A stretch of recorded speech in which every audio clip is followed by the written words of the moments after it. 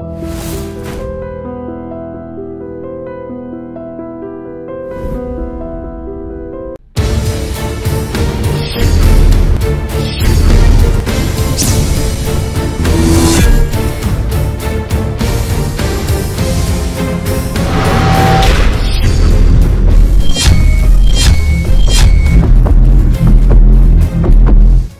hi, welcome to IPL with Swapna. Indian Political League లో ఇవాల్టి మన అతిథి విద్యార్థి దశలోనే తన రాజకీయ ప్రయాణాన్ని మొదలుపెట్టారు. ఏబీవీపీ నాయకుడిగా ఆయన 2002 సంవత్సరంలో అప్పటి తెలంగాణ రథ సారథి కేసీఆర్తో చేతులు కలిపి ఆయన అడుగులు వేస్తూ అంచెలంచెలుగా ఎదుగుతూ వచ్చారు మాస్ లీడర్గా.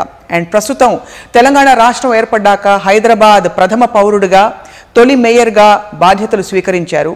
హైదరాబాద్ ముఖ చిత్రాన్ని ఎలా మార్చబోతున్నారు బొంతు రామ్మోహన్ ఇవాల్టి మన ఐపీఎల్లో తెలుసుకుందాం. హైదరాబాద్ ప్రథమ పౌరుడు మేయర్ గారు స్వాగతం, నమస్కారం అండి. ఎలా ఉన్నాయి కొత్త బాధ్యతలు? పర్లేదు, మన తెలంగాణ ఉద్యమ సమయంలో ప్రజలకు ఏం కావాలి, ఏం చేయాలి అని అనుకున్నాం. అవన్నీ చెప్తానికి ప్రజలు అదే స్థాయిలో స్పందిస్తున్నారు. అదే స్థాయిలో తెలంగాణ రాష్ట్ర ప్రభుత్వం ఏర్పడ్డాక, నగరానికి కొత్త పాలక మండలి ఏర్పడ్డాక ప్రజల ఎక్స్పెక్టేషన్స్ అదేవిధంగా రెస్పాన్స్ అదేవిధంగా వస్తుంది. దానికి తగ్గట్టుగా స్పందిస్తానికి మనకు ఉన్న టైం కూడా పూర్తి స్థాయిలో సద్వినియోగం చేయాల్సి, అన్ని తిరగడానికి కానీ నగరం మొత్తంలో మనకు ఉన్న పాత ఇంతకుముందు స్టూడెంట్ డేస్ నుంచి ఇదే నగరంలో సామాన్య వ్యక్తిగా కూడా ఉన్నాం కాబట్టి అవి తెలుసుకోవడం కానీ దాంట్లో కొంత పరిష్కారం జల్దీ అయ్యేటట్టు చూపెట్టడం కానీ అది ప్రయత్నం చేస్తున్నారు. అయితే మొత్తం ఎన్ని గంటలు పనిచేస్తారు సార్ రోజు?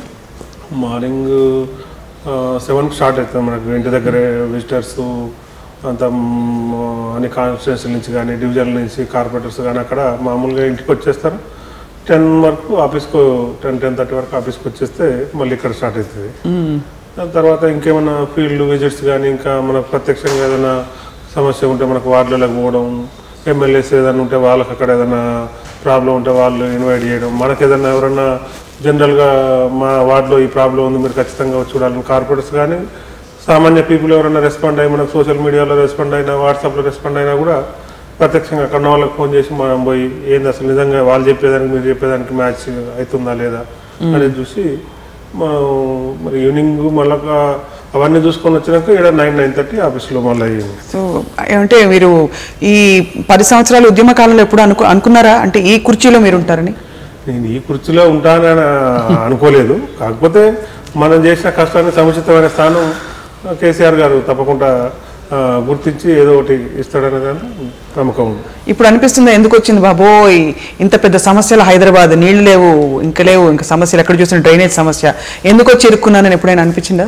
అంటే ఉద్యమం చేస్తున్నప్పుడు తెలంగాణ రాష్ట్రమే వస్తుందా రాదా, అసలు ఏ రకంగా వస్తుంది,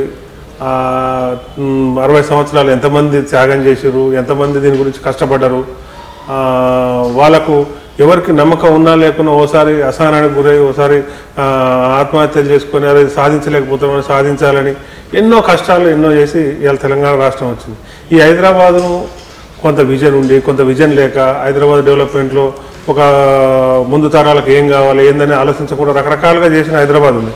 తెలంగాణ రాష్ట్ర ఉద్యమంలో పడ్డ కష్టానికి ఇప్పుడు ఈ హైదరాబాద్ను మరి తెలంగాణ కావాలి, తెలంగాణ వచ్చినాక నగరాన్ని రకంగా చేసుకుంటాం, బంగారు తెలంగాణ చేసుకుంటాం అని చెప్పి దాని కొరకే ఉద్యమం చేసినప్పుడు తప్పకుండా ఆ టైంలో ఇది ఎక్కువ కాదు. దేని గురించి అయితే కొట్లాడినో ఏదైతే కావాలనుకున్నో దాని గురించి కష్టపడాల్సిన సమయం వచ్చింది.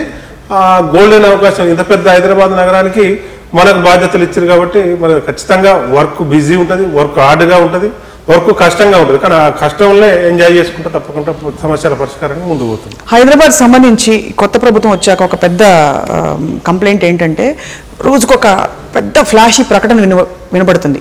ఏంటి నెక్లెస్ రోడ్ చుట్టూ ఏదో చేసేస్తాము, హుస్సేన్ సాగర్ మొత్తం చుట్టూ ఆకాశ ఆర్మీలు కట్టేస్తాం, మలేషియా కడతాం, అది కడతాం, ఇది కడతాం. కానీ యాక్చువల్లీ ఆచరణకు వచ్చినప్పుడు ఎందుకు జరగట్లేదు, టైం పడుతుందా లేకపోతే అసలు అవుతాయా అవ్వవా అని క్లారిటీ ఉండట్లేదు. అంటే ఈ హైదరాబాద్ నగరానికి ఇంత పెద్ద నగరానికి ఉన్న టూరిజం సంబంధించిన డెవలప్మెంట్ కానీ హైదరాబాద్ ప్రజలకు కావాల్సిన ఫెసిలిటీస్ కానీ హైదరాబాద్లో ఇంకేదో ఉంటే బాగుంటుందని చెప్పి మరి కేసీఆర్ గారు కానీ ఇక్కడ ఉన్న పాలకులు కానీ మంత్రులు కానీ దానికి ఒక విజన్ ప్రకారం పోదామనే ఉద్దేశంతో మీరు అన్న ఆకాశ హార్మోన్లు కానీ దీనికి సంబంధించిన కొంత టూరిజం ఇప్పుడు వేరే సిటీస్కు వేరే నగరాలకు వేరే కంట్రీస్కు చూసుకుంటే హైదరాబాద్కు వచ్చే క్రౌడ్ హైదరాబాద్ ఉన్న పాపులేషన్కు చాలా టూరిస్టు అనేది చాలా తక్కువగా వస్తుంది దాని సంఖ్య. దాన్ని ఏ రకంగా పెంచుకోవాలి, ఇంకా ఉన్న దాంట్లో డెవలప్మెంట్ ఏ రకంగా చేసుకోవాలి అనే దాంట్లో కొన్ని పాలసీస్ తీసుకుందామని అనుకోవడం. దాంట్లో సహజంగానే డెవలప్మెంట్ మైండ్లో ఒక పరిపాలన రాజకీయంగా ఉన్నప్పుడు అడ్మినిస్ట్రేటర్ ఎట్లా ఉంటుంటే దీన్ని ఎట్లా డెవలప్ చేయాలి, ఇంకెట్లా ఎంకరేజ్ చేయాలి, ఇంకెట్లా ఎంకరేజ్ చేస్తే ప్రజలకు సౌకర్యంగా ఉంటుంది, లేకపోతే టూరిస్టులకు సౌకర్యంగా ఉంటుంది, హైదరాబాద్ నగరాన్ని ఇంకెట్లా అందంగా తీర్చిదిద్దాలి, ఉన్న ఫెసిలిటీస్ని ఎట్లా పెంచుకుంటూ పోవడం, ఈ యాంగిల్లో పోతుంటుంది. దీంట్లో కొన్ని మల్టీ యాంగిల్స్ ఉంటాయి. కొంతమంది NGOs, కొంతమంది ఇంకో రకరకాల మైండ్ ఉన్న వ్యక్తులు, వీళ్ళందరూ కూడా ఇదే హైదరాబాద్లో ఉంటారు కాబట్టి ఇది ఇక్కడ చేస్తే ఇట్లా ప్రాబ్లం ఉంటుంది, ఇక్కడ చేస్తే ఇట్లా వస్తుందని వాళ్ళ యాంగిల్లో వాళ్ళు తిరిగి వస్తూ ఉంటారు. ఇప్పుడు అడ్మినిస్ట్రేటర్కు పరిపాలకుడికో ఈ యాంగిల్ ఉంటుంది, వాళ్ళకో ఇక్కడ చేస్తే ఇది వస్తుంది, ఇక్కడ చేస్తే ఈ ప్రాబ్లం అయితే, ఇక్కడ చేస్తే ఇక్కడ కాకపోతే ఇంకో కాడ చేయొచ్చు కదా అనే మల్టీ యాంగిల్స్ ఉంటాయి. కాబట్టి ప్రజాస్వామ్యం విపరీతమైన ప్రజాస్వామ్యం ఉంటుంది. దారుణం, అసలు మామూలు కాదు. అసలు మొత్తం హైదరాబాద్ అంతా ధర్నా చౌక్ అయిపోయింది. ఇప్పుడు ప్రజాస్వామ్యం అనే దానికి ప్రపంచం ఎడుకోవటం మన భారతదేశం కాబట్టి ఇక్కడనే ప్రజాస్వామ్యం ఉంటుంది కాబట్టి వాళ్ళ ప్రజాస్వామ్యం కూడా గుర్తించాలి, గౌరవించాలి. కాబట్టి దాంట్లో కొన్ని అడ్డంకులు వస్తూ ఉంటాయి. దాన్ని ఆల్టర్నేటివ్స్ వాళ్ళని కూడా నొప్పియకుండా మరి అక్కడ ఇక్కడ కట్టడానికి ఇక్కడ కట్టాలని అనుకున్నాం. హుస్సేన్ సాగర్ పక్కన కడితే మరి మనకు ప్రపంచ స్థాయి సిటీలు ఇట్లా ఉన్నట్టు టూరిజం కానీ డెవలప్మెంట్ కానీ బిజినెస్ కానీ దానికి బిజినెస్లో ఉద్యోగ అవకాశాలు కానీ రకరకాలుగా డెవలప్మెంట్ చేయొచ్చు అని ఒక ఆలోచన. దాన్ని వీళ్ళు ఇంకో ఆలోచన చేస్తారు, దాన్ని మల్టిపుల్ ఆలోచన. దానికి ఒక అడ్మినిస్ట్రేటర్గా తీసుకోవాల్సిన నిర్ణయానికి అడ్డంకులు వస్తుంటాయి. దానికి ఆల్టర్నేటివ్ ఏం చేయాలి? దానికి ఏదైతే ఆకాశం అందరినీ ప్లీజ్ చేయలేరు కదా, చేయలేము. నేను ఏమంటున్నాను, అందుకనే ఆకాశ హార్మోన్లు ఇవన్నీ ఏదైతే ఉన్నాయో కాన్సెప్ట్ వెనకకేం పోదు, కాకపోతే కొంచెం ప్లేస్ అటు ఇటు కావచ్చు, ఒక రోజు అటు ఇటు కావచ్చు, అంతే. కానీ వచ్చేవని అక్కడ ఒకవేళ మరీ నది పరిసర ప్రాంతాలే కాకుండా కొద్దిగా అటు ఇటు లేకపోతే కొద్దిగా ఇంకో ప్లేస్ చేంజ్ చేసి ఎక్కడో కాడ ఏదైతే డెవలప్మెంట్ అనుకుంటున్నారో ఏదైతే కొత్తగా ఇన్నోవేషన్ చేయాలనుకుంటున్నారో ఎక్కడో కాడ వచ్చేస్తాయి. హైదరాబాద్ ఇక్కడ కాకపోతే ఇంకా సూటబుల్ ప్లేస్ ఏందని చూసి వచ్చేస్తాయి. దునియా మొత్తం ఉంది ప్రజాస్వామ్యం. టీఆర్ఎస్ పార్టీలో ప్రజాస్వామ్యం ఉందండి. టీఆర్ఎస్ పార్టీలో ప్రజాస్వామ్యం ఉంటేనే ఏదైతుంది. కాకపోతే కొంత ఏమవుతుందంటే ప్రాంతీయ పార్టీలలో మొత్తం ప్రజాస్వామ్యం అని చెప్పి ఇదేంటంటే మీరు భారతదేశంలో ఏ ప్రాంతీయ పార్టీ చూసుకున్నా ఎక్కడ చూసినా ఒకటి కాంగ్రెస్ పార్టీలో ఎక్కడనో కొంత ఎటు అటు క్రమశిక్షణ లేకుండా మాట్లాడడం, లేకపోతే వాళ్ళకి క్రమశిక్షణ వాళ్ళకి మొదటి నుంచి అలవాటైంది, వాళ్ళకి ఉంటుంది. కాకపోతే కొంత క్రమశిక్షణ అనేది అవసరం కాబట్టి కొంత ప్రాంతీయ పార్టీలో ప్రజాస్వామ్యం ఉంటుంది. కొంత దాన్ని కొంత క్రమశిక్షణ పెట్టుకోవాలంటే కొంత దానికి స్ట్రిక్ట్గా ఉండాల్సిన అవసరం కూడా కొన్ని సందర్భాలు దాని ప్రకారం ఉంటుంది తప్పితే మొత్తమే ప్రజాస్వామ్యం లేదు అని అనడానికి ఏం లేదు, అసలు లేదు. మొత్తం మీకు కావాల్సిన ఫ్రీడమ్ అయితే మీకైతే ఉంది తప్పకుండా. ఇప్పుడు మాకు కేసీఆర్ గారు ఉన్నారు, కేటీఆర్ గారు ఉన్నారు, నగర మేయర్గా మాకు బాధ్యతలు చెప్పారు.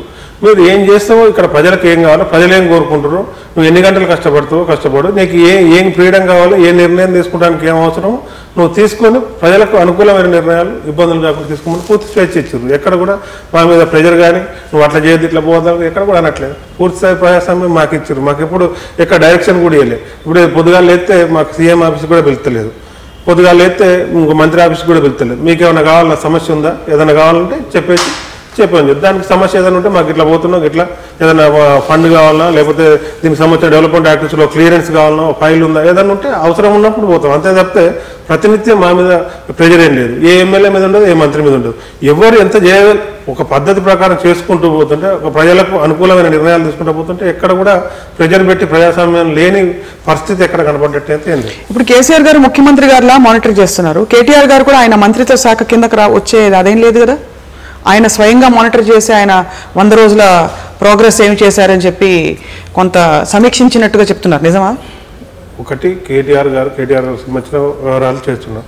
కేసీఆర్ గారు కేటీఆర్ గారు శాఖలు వచ్చి 100 days సంబంధించిన కానీ ఏది పరిచయం దానికి రివ్యూ చేయడం కానీ ఏం చేయలేదు. కాకపోతే ఏంటంటే ప్రజలకు హైదరాబాద్లో కానీ 10 జిల్లాల్లో కానీ ఒకటి మేనిఫెస్టోలో ఇచ్చిన కొన్ని హామీలు ఉన్నాయి కాబట్టి అవి ఎంతవరకు పోతున్నాయి అని చెప్పి అన్ని శాఖలకు సంబంధించి కొంత రివ్యూలో దానికి సంబంధించిన సమాచారం తెలుసుకున్న ప్రయత్నంలో భాగంగా దీనికి సంబంధించి కూడా కేటీఆర్ గారి శాఖకు సంబంధించి కూడా ఏం నడుస్తుంది ఏందానికి సంబంధించి సమాచారం తెలుసుకుని ఆయన క్రోడీకరించుకొని దానికి సంబంధించిన గవర్నమెంట్ ఫండ్ అలొకేషన్ కానీ దానికి సంబంధించిన పర్మిషన్స్ కానీ ఇంకోటి కానీ ఇప్పుడు ఇలా హైదరాబాద్లో ఎన్నో డెవలప్మెంట్ యాక్టివిటీస్ తీసుకుంటున్నాం.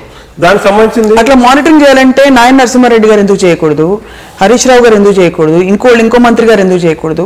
స్పెసిఫిక్గా ఏంటంటే కుటుంబ పాలన కొనసాగుతోందా అనే ఒక ప్రశ్న జనం నుంచి వినబడుతుంది కాబట్టి మిమ్మల్ని సవినయంగా అడుగుతున్నాం. నేను ఏమంటున్నానంటే కేటీఆర్ గారు ఇంకో మంత్రికి సంబంధించిన శాఖలు చేయట్లేదు. కేసీఆర్ గారు ఓవరాల్ సంబంధించిన అన్నిటికి సంబంధించి ఆయన ముఖ్యమంత్రి, ఆయన all in all definitely. KTR గారు ఏదో నాయనేశ్వర రెడ్డి గారికి సంబంధించిన హోంశాఖకు సంబంధించిన ఆఫీసర్లు పిలిచి ఆయన మానిటర్ చేయట్లేదు. లేకపోతే మహమూద్ గారు రెవెన్యూ మంత్రి ఉంటారు, రెవెన్యూకి సంబంధించిన అంశాలను కలెక్టర్లను వాళ్ళు పిలిచి రెవెన్యూ ఎట్లా నడుతుంది అని చెప్పి కేటీఆర్ గారు అలా ఇన్వాల్వ్ గారు. కేటీఆర్ గారికి సంబంధించిన శాఖలే 3-4 ఉన్నాయి, వాటికే ఆయనకు టైం ఆ 4 సంబంధించిన శాఖలు మానిటర్ చేసుకుంటానికి దానికి సరిపోతే దానికి ఇక్కడ కానీ బయట కానీ దానికి సంబంధించిన పెట్టుబడులు కానీ ఇండస్ట్రియల్ శాఖ, పరిశ్రమల శాఖ కానీ, మున్సిపల్ శాఖ కానీ, ఐటీ కానీ వీటిలోనే వారికి ఎప్పటికి సంబంధించిన బిజీ ఆయన సంబంధించిన బిజీలు ఉంటుంది. ఏదైనా సమస్య వస్తే వాళ్ళ దగ్గరికి పోయి మాట్లాడితే దానికి సంబంధించింది ఏదైనా ఉంటే సలహాలు సూచనలు లేకపోతే ఏదైనా ఉంటే తప్పితే వేరే శాఖకు సంబంధించిన అధికారులను పిలిచి ఆయన మానిటర్ చేసిన సందర్భం ఏం లేదు. ఆయన కూడా ఒక మంత్రి లాగే ఉంటున్నారు, సంబంధించిన శాఖలో ఆయన ఉంటుంది. వేరే శాఖకు సంబంధించి అప్పుడప్పుడు మేము ఉన్నప్పుడు కూడా కొంతమంది వస్తుంటారు, వేరే శాఖకు సంబంధించి ఇది ఉందని చెప్తే దానికి సంబంధించిన మంత్రి ఉన్నాడు, మీరు ఆయన కలవండి అని చెప్పి ఎన్నోసార్లు మా కళ్ళం కంటే చెప్పిన సందర్భాలు ఉన్నాయి. సార్ మీ ఇంట్లో నీళ్ళు వస్తున్నాయా? మా ఇంట్లో నీళ్లు ఉన్నాయి, చాలా ఏరియాస్లో నీళ్ళు రావట్లేదు. అవును, ఎక్కడికి వెళ్ళినా అంటే ఇది మీరు కొత్తగా 2 ఏళ్లలో వచ్చిన సమస్య కాదు, అంతకు ముందు నుంచి ఉన్నదే, ఇప్పుడు తీవ్రతరం అయింది. దాన్ని ఎలా పరిష్కరిద్దాం అనుకుంటున్నారు? నీళ్ళు వస్తున్నాయి, జనరల్గా రావట్లేదు. దానికి సంబంధించిన ట్యాంకర్స్ ఏదైతే ఉన్నాయో వాటిని కూడా రోజుకో 2 ట్యాంకర్స్ లేకపోతే 2 రోజులకు 1 ట్యాంకర్ కొనాల్సిన పరిస్థితి ఉంది. అవును, చాలా ఏరియాస్లో జనం అసలు దానికి మీరు అన్నారు కదా కొన్ని ఏరియాలో నీళ్ళు రావట్లేదు అని. నేను కూడా కొన్ని కాదు చాలా ఏరియాస్ సార్, నేను కూడా చూసిన మీ ఇంటర్వ్యూస్, మీకు సంబంధించిన కార్పొరేటర్లను కానీ లోకల్ సంబంధించిన నాయకులను కానీ మాట్లాడుతున్నప్పుడు ఎన్నో వారానికి ఒకసారి నీళ్ళు వచ్చేటి, 10 రోజులకు ఒకసారి నీళ్ళు వచ్చేటి, 4 రోజులకు ఒకసారి వచ్చేటి కొన్ని సందర్భాలు ఉండే.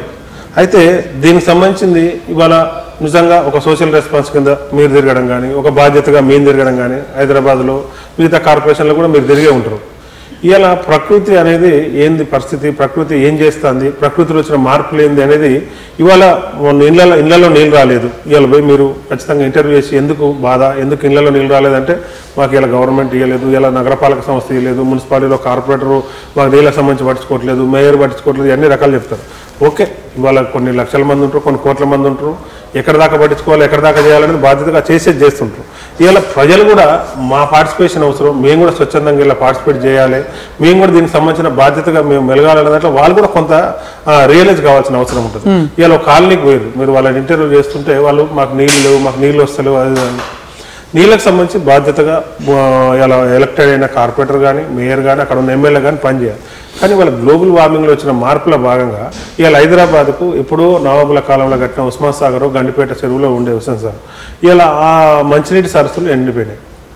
ఇవాళ వాటికి అదనంగా ఇంకో 2 కట్టారు, సింగూరు, మంజీరా అనేది కట్టారు. అవును, అవి కూడా నగరానికి నీళ్లు ఈ 2 సరిపోతుందని చెప్పి జలాశయాలు అవి 2 కట్టారు.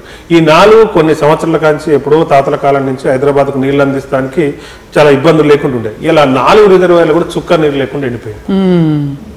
ఇలా 4 రిజర్వాయర్లకు రావాల్సిన క్యాచ్మెంట్ ఏరియాలో రియల్ ఎస్టేట్ భూమి వస్తుందని చెప్పి, రియల్ ఎస్టేట్ బాగా హైదరాబాద్లో అభివృద్ధి అవుతుందని చెప్పి హైదరాబాద్కు కొన్ని 100 కిలోమీటర్ల వరకు రియల్ ఎస్టేట్ తీసుకుపోయి అటు ఆ ప్రాజెక్ట్ వస్తుందని, డి ప్రాజెక్ట్ వస్తుందని చెప్తే ఇవాళ గండిపేట చెరువుకు క్యాచ్మెంట్ ఏరియా వికారాబాద్ అక్కడి నుంచో, ఇటు పక్క నుంచి ఉస్మాన్ సాగర్కు పరిగి, షాబాద్ ఇక్కడి నుంచి రావాల్సిన ఈ నీళ్ళన్నీ కూడా క్యాచ్మెంట్ ఏరియాలో మొత్తం గట్లు కట్టి, రియల్ ఎస్టేట్లు కట్టి, ఇంకోటి కట్టి నీళ్ళు రాకుండా ఇలా వికారాబాద్ ఏరియాలో అనంతగిరి కొండల మీద పెట్టిన చెట్లు టీబీ ఏదైనా రోగం వస్తే తీసుకుపోయి అక్కడ చెట్ల కింద షెడ్లలో పెడితే టీబీ రోగం తగ్గేది. ఆ చెట్లకున్న ఆకుల వాసనకి అక్కడి నుంచి వచ్చిన నీళ్లు హైదరాబాద్ ఉన్న ప్రజలు తాగితే 2 నెలల కలర్ చేంజ్ అయ్యేది.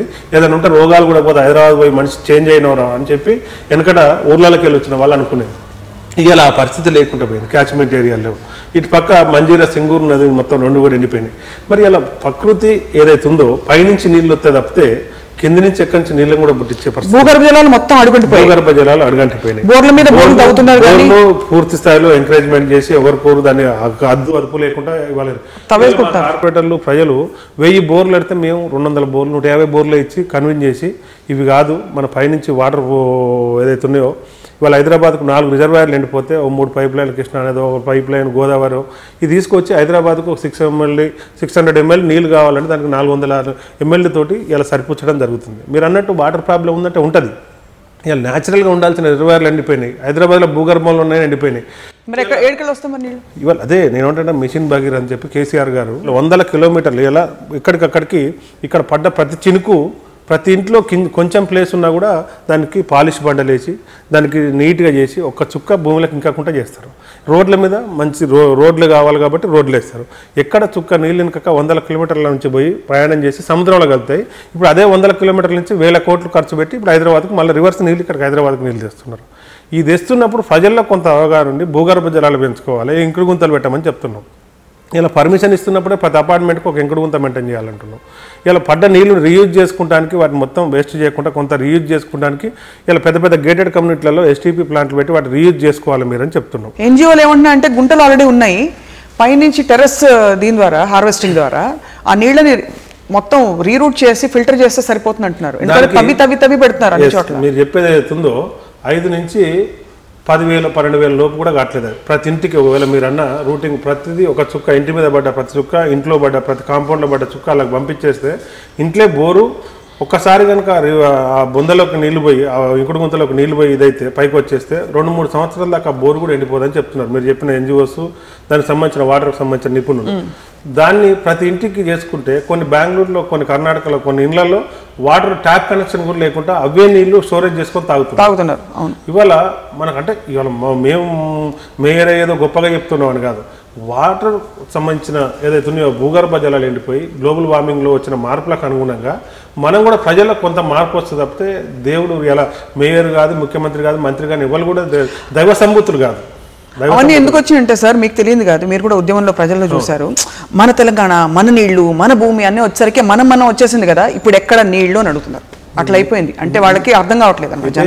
నీళ్ళు అనేది ఏదైతే ఉన్నాయో ప్రాజెక్టులలో 2,000 టీఎంసీ 3,000 టీఎంసీ అలా గోదావరి నది, ఇక్కడ 1,000-1,200 టీఎంసీ కృష్ణానదిలో సముద్రంలో పడే నీళ్ళని ఏ రకంగా రీయూజ్ చేయాలి, ఏ రకంగా ప్రాజెక్టులు కట్టి ఇలా పంటలకు పండిస్తానికి దానికి సంబంధించిన ప్లానింగ్ ఏం చేయాలన్న దాంట్లో ముఖ్యమంత్రి గారు, రాష్ట్ర ప్రభుత్వం ఆ పనిలో ఉంది. కాకపోతే అల్టిమేట్గా ఏంటంటే మీరు పడ్డ నీళ్లను ఇక్కడైతే భూగర్భంలోకి పంపిస్తానికి దాన్ని పంపించకుండా ఇలా బోర్లు, బావులు ఈ రకంగా ఏదైతే భూగర్భ జలాలు ఎండిపోతానికి చేసేదంటే ప్రజలుగా అంటే ప్రభుత్వంగా మీరు అన్నట్టు 2,000 పైన టీఎంసీలు ఇలా సముద్రంలో కలిసిపోతున్నాయి. దానికి ఏ రకంగా ప్రాజెక్టులు కట్టాలి ఏందనేది పక్క రాష్ట్రాలకు కూడా ఎన్నో సంవత్సరాల నుంచి ఉన్న చిక్కుముడులు కూడా విప్పి ఇలా ప్రాజెక్టులన్నీ డిజైన్ చేసి వాటికి సంబంధించిన దాంట్లో ఎక్కడెక్కడ పంపింగ్ చేయాలి, ఉన్న బ్యాలెన్సింగ్ రిజర్వాయర్లు ఏంది, మెయిన్ రిజర్వాయర్లు ఏంది, ఎక్కడ కడితే ఎన్ని ఎకరాలు పడుతుంది అనే దాంట్లో దాంట్లో పూర్తి స్థాయిలో ప్లానింగ్లో ఇంజనీర్ల కన్నా ఎక్కువ కేసీఆర్ గారు ప్లాన్ చేసి అది చేస్తున్నారు. నీళ్లు ఎక్కడ పోతున్నాయి, నీళ్ళు ఏ రకంగా మలపాలి ఏందన్న దాంట్లో మేజర్ సంబంధించిన అది ఇష్యూ అవుతుంది. కాకపోతే నగరాలలో, గ్రామాలలో భూగర్భ జలాలు ఇంకినాయి కాబట్టి వాటిని ఏ రకంగా మనం కాపాడుకోవాలన్న దాంట్లో అది చేయాలి. ఇలా మనం 100 కిలోమీటర్లు పోయి సముద్రాలు కలుతుంటే మళ్ళీ 100 కిలోమీటర్ల నుంచి ₹1,000 పెట్టి ఇవాళ మనం తిరిగి తెచ్చుకుంటున్నాం అవే మంచినీళ్ళు. ఇలా గోదావరి పైప్ నుంచి ఒక లైన్ వస్తే హైదరాబాద్లో 35% Hyderabad Godavari pipe line 48 hours disturb అయితే 35% హైదరాబాదు మంచినీళ్ళకి ఇబ్బంది వచ్చింది. ఇలా అదే ముందు చూపుగా గవర్నమెంట్లు ఇలా నీళ్ళు ఎన్ని కావాలి, 600 ml కావాలి, 400 ml తోటి హైదరాబాద్కు అటో ఇటో సర్దిపుచ్చుకొని జనాలకు మీరు అన్నట్టు 4 రోజులకు 3 రోజులకు ఉన్నా కూడా వాటర్ ట్యాంకర్ల ద్వారానో ఇంకో ద్వారానో చేసే ప్రయత్నం చేస్తున్నాం.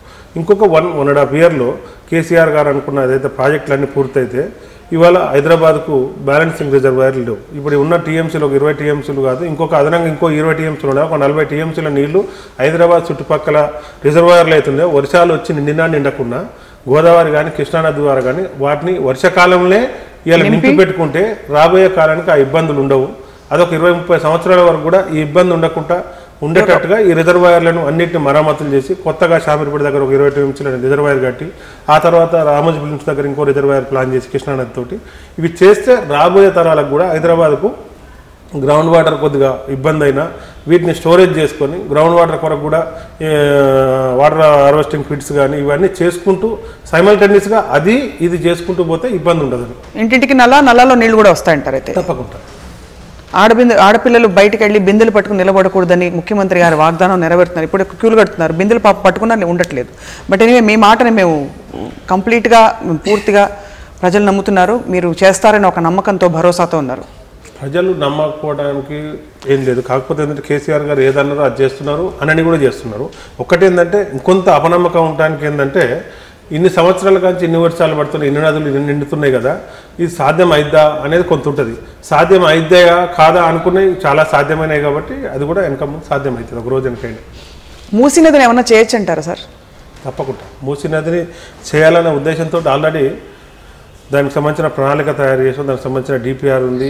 దానికి ఎగ్జాంపుల్గా తీసుకోవడానికి ఇలా గుజరాత్లో సబర్మతి నది కానీ కొన్ని వేరే ప్రాంట్స్లో ఒకటి బోడెక్స్ నదిలో దానికి సంబంధించిన రివర్ ఫ్రంట్ డెవలప్మెంట్ అనేది కొన్ని ఇతర దేశాల్లో మన దేశాల్లో కూడా కొన్ని చేసారు. దానికి సంబంధించిన ఎగ్జాంపుల్స్ తీసుకొని దాన్ని ఇంకా ది బెస్ట్ ప్రాక్టీస్ ఎట్లా చేయొచ్చు, మూసీ నది రివర్ ఫ్రంట్ డెవలప్మెంట్ దాని సైడ్లకు కానీ దానికి ఎలాంగ్ విత్ మూసీ నదిలో కొన్ని ఇప్పటికీ ఏంటంటే ఒక 1300 ml నీళ్లు మురికి నీళ్ళు వస్తున్నాయి హైదరాబాద్లో. దాంట్లో సగానికి పైన కొంత ట్రీట్మెంట్ చేస్తున్నాం అంబర్పేటలో కానీ కొంత వేరే దగ్గర ఉన్న ఎస్టీపీలతోటి దాన్ని కొంత ట్రీట్మెంట్ చేస్తున్నాం. ఆ ట్రీట్మెంట్ చేసిన నీళ్ళు కూడా మళ్ళీ మూసీ నదిలో కలుస్తున్నాయి. ఇలా ట్రీట్మెంట్ చేసినవి కూడా అలా కలవకుండా మిగతా సగం నీళ్ళని కూడా ట్రీట్మెంట్ చేసి ఆ ట్రీట్మెంట్ చేసిన నీళ్ళనే మూసీ నది కొంత బ్యూటిఫికేషన్ చేసి దాంట్లోకి వెళ్ళిపోతే ఏంటంటే ఈ వాసన రాదు. కొంత దాని మీరు అన్నట్టు మూసీ నది రెండు వైపులా కూడా దాన్ని బ్యూటిఫికేషన్ చేసుకుంటూ అలాంగ్ విత్ మూసీ ఫ్లైఓవర్ కూడా దానికి ప్లాన్ చేసి వేరే కొన్ని కంపెనీలు కూడా ఇప్పటికీ మేము చేస్తామని చెప్పి జపాన్ నుంచి కొంతమంది జర్మనీ కంపెనీ ఒకటి కొంత ఇండియన్ కంపెనీ ఒకటి వాటికి సంబంధించి డిస్కషన్స్ కూడా అవుతున్నాయి. వాళ్ళు కూడా పరిశీలిస్తున్నారు. అందరికీ దిమ్మ తిరిగి మైండ్ బ్లాక్ అయిపోతున్నా మూసీ నది పక్కకి వెళ్తుంటే. మీకు రామ్ గోపాల్ వర్మ గారు తెలుసు కదా, ఆయన అయితే ట్విట్టర్లో ఫస్ట్ అసలు జలక్ తిని ఫుల్గా అట్లా అక్కడ షూటింగ్ చేయడానికి వెళ్ళి చెప్పారనమాట. ఇది బాగు చేయడం ఎవరి తరం కాదని చెప్పారు ఆయన.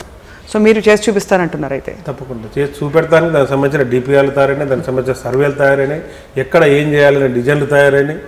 ఒకటి దాని కంపెనీస్ ఏదైతున్నాయో దాని కన్సల్టెంట్స్ మొత్తం దానికి ఎక్కడెక్కడ ఏమేమి రావాలి ఏందనేది ఉన్నది. ఒకటే ఏంటంటే ఈ రామ్ గోపాల్ వర్మ గారు కానీ మనం కానీ మీడియా కానీ అందరూ కూడా కోఆపరేట్ చేసేది ఏంటంటే అక్కడ కొంతమంది ప్రజలకు దాన్ని రిస్ట్రిక్ట్ చేసి ఏదో జరగబోతుంది మాకేదో అన్యాయం జరుగుతుంది కాకుండా అక్కడ ఒకవేళ దానివల్ల ఎఫెక్ట్ అయ్యే ప్రజలకు కూడా ఇవాళ ఉచితంగా ఇచ్చే డబుల్ బెడ్రూమ్లు కానీ వాళ్ళకి ఏదైనా ఇంకా ఉపాధి అవకాశాలు కానీ ఇవన్నీ కూడా వాళ్ళకి రిహాబిలిట్ చేస్తానికి కూడా ప్రభుత్వం సిద్ధంగా ఉంది.